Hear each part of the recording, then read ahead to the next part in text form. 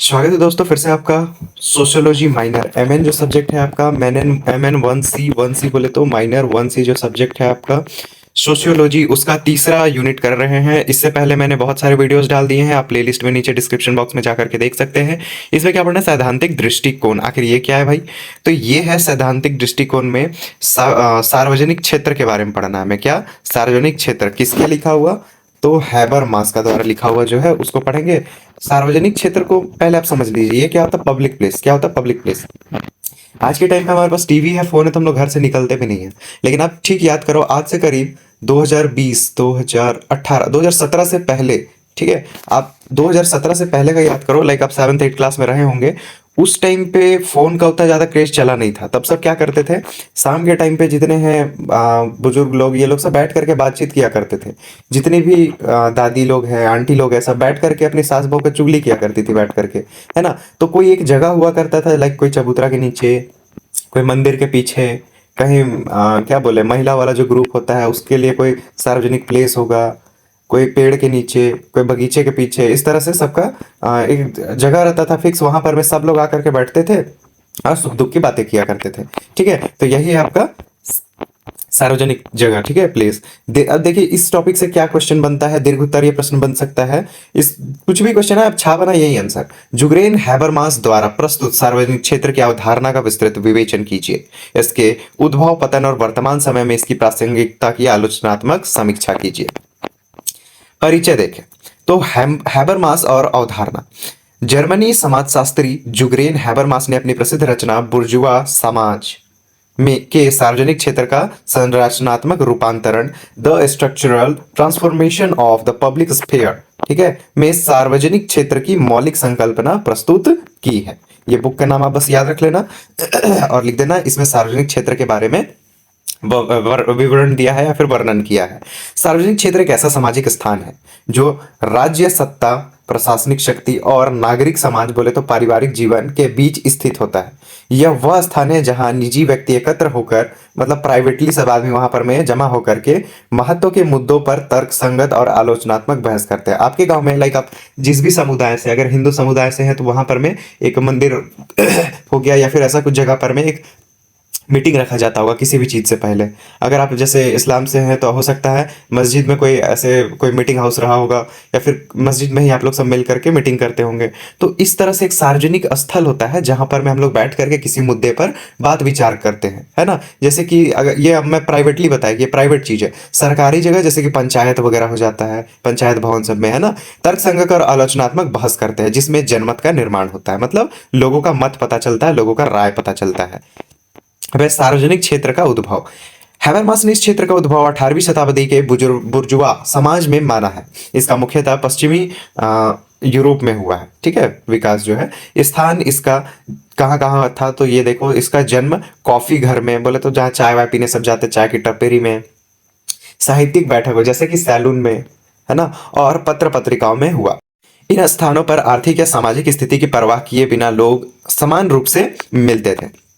उद्देश्य देखें, आज भी आप सैलून वगैरह में जाओगे तो आप देखोगे कि वहां पर में काफी लोग बैठे रहते हैं और कहाँ कहाँ का बात कर, अगर आप बीच में चले जाओ आपको समझ में नहीं आगे लोग किस दुनिया का बात कर रहे हैं। उद्देश्य, इस क्षेत्र का मुख्य लक्ष्य आलोचनात्मक विवेक का प्रयोग करके सार्वजनिक प्राधिकरण की गतिविधियां को जांच करना और उस पर नियंत्रण स्थापित करना है, ठीक है। जैसे इसका उद्देश्य आपको समझ में आ ही जा रहा है क्या? आलोचनात्मक। आलोचनात्मक मतलब क्या होता है? बुराई, ठीक है, सीधी सी बात है। दो चीज होता है, एक होता है प्रशंसा। जैसे मैं एक लाइक कोई एग्जांपल ले लेता हूँ, कोई राजा है, ठीक है, राजा का नाम है लाइक समुद्रगुप्त, ठीक है, समुद्रगुप्त एक राजा है। अब समुद्रगुप्त के बारे में मैं तारीफ किए जा रहा हूँ, ये समुद्रगुप्त जो है ना बहुत अच्छा राजा है, ये करता है वो करता है, ये मैंने उसका प्रशंसा किया। और मेरा एक दोस्त है जो कि उसको पसंद नहीं करता है, उसका गलती निकालेगा कि वो इस तरह से इसको मार दिया था, वो बिना कारण इससे युद्ध किया, वो थोड़ा कमजोर था, उसको गाना बजाना आता था लेकिन वो नहीं बजाता था, ऐसा कुछ वो उसके बारे में बुराई कर रहा है। तो वो हुआ आलोचना। हम किया उसका प्रशंसा, वो किया आलोचना। तो इस प्रकार मुख्य लक्ष्य क्या होता है कि आलोचनात्मक विवेक का प्रयोग, विवेक मतलब बुद्धि, मतलब बुराई करते हुए अपने बुद्धि का प्रयोग करके, कोई भी चीज होता है तो दो पक्ष जरूर रहना चाहिए। अब हम मीटिंग कर रहे हैं, सब बोल रहे हैं कि ऐसा करते हैं, गांव में वो वाला खेत उत को सबको हटा करके वहां एक रास्ता तैयार करते हैं, लोग उसमें सब बोल देंगे हाँ, तो ये बिल्कुल सही नहीं है। ठीक है, ये पूरा नहीं हुआ, उस जो सभा था वो पूरा नहीं हो पाया क्योंकि वहाँ किसी को वहाँ उससे समस्या हो रहा है। तो वो लोग को थोड़ा-सा आलोचनात्मक बात करना होगा कि नहीं, इससे हम लोगों को प्रॉब्लम होगा। तो फिर अगला पक्ष बोलेगा ज़रूर प्रॉब्लम होगा, लेकिन इसके बदले हम आप लोग को मुआवजा देंगे। क्योंकि आने वाले टाइम पे वो रास्ता हमारे लिए काम आएगा। तो इस पक्ष से बोलेगा मुआवजा दे दीजिएगा, लेकिन हमारा ज़मीन बहुत ज़्यादा चला जा रहा है ऐसे वैसे। तो आलोचनात्मक रूप से हम लोगों को क्या तर्क-वितर्क करना पड़ता है। आदर्श विशेषता देखें तो यहाँ केवल तर्क की श्रेष्ठता को महत्व दिया जाता था। जल्दी से आप चैनल सब्सक्राइब करेंगे, वीडियो समझ में आ रहा है तो नीचे कमेंट करेंगे नेक्स्ट वीडियो। आपको मैंने बोला था येस टाइप करने, 25 लोग से ज़्यादा देख चुके हैं, लेकिन YES का स्पेलिंग उनको नहीं आता है। क्या ही ग्रेजुएशन लिखोगे फिर आप लोग? एक कमेंट मैं मांग रहा हूँ, ताकि एक यूट्यूब जो है ना, वो चाहता है कि मेरे जो कमेंट सेक्शंस होंगे उसमें लोग एक्टिव रहें, तब जाकर के मेरे वीडियोस को आगे पुश करेगा। ठीक है, तब जाकर के आप लोग देख पाओगे कि मेरा वीडियोस कहाँ कहाँ है। ठीक है, तो प्लीज़ सब्सक्राइब कीजिए अगर नहीं किए हैं तो, क्योंकि बहुत लोग देख रहे हैं बट सब्सक्राइब नहीं कर रहे हैं। थोड़ा सा आप खुद ही सोचो, आप कॉलेज जाते हो, यूनिवर्सिटी आपका इतना पैसा ले रहा है बट फिर भी एक नोट्स प्रोवाइड नहीं कर रहा है। मैं आपको बैक टू बैक वीडियोस दे रहा हूँ, एक सब्सक्राइब का बटन क्लिक कर ही दोगे तो क्या जाएगा।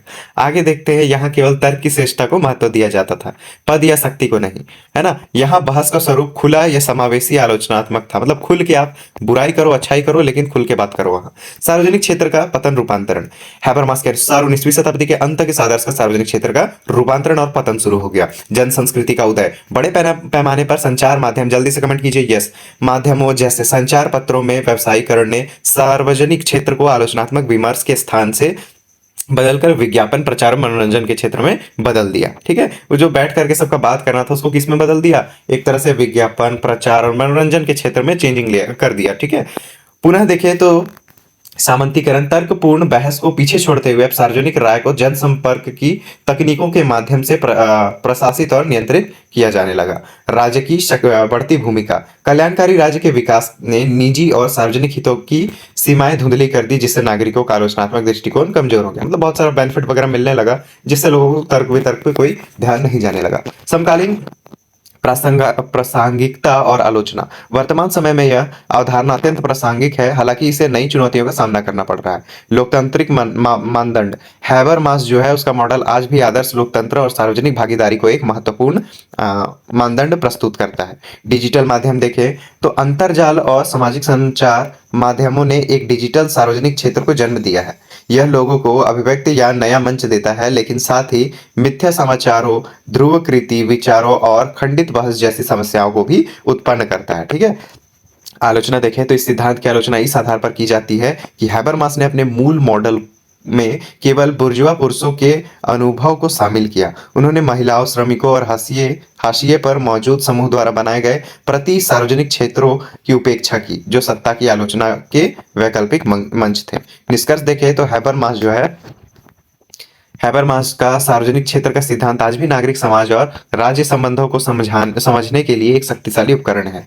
यह हमें यह विश्लेषण करने में सहायता करता है कि हमारे समाज में जनमत का निर्माण वास्तव में तर्कसंगत विमर्श से हो रहा है, यह केवल बाजार शक्तियों द्वारा नियंत्रित प्रचार का परिणाम है। ठीक है, तो ये भी हम लोग बिल्कुल इजी तरीके से समझे क्या कि आखिर सैद्धांतिक दृष्टिकोण के अंतर्गत सार्वजनिक क्षेत्र है क्या, हैबरमास ने बताया क्या है।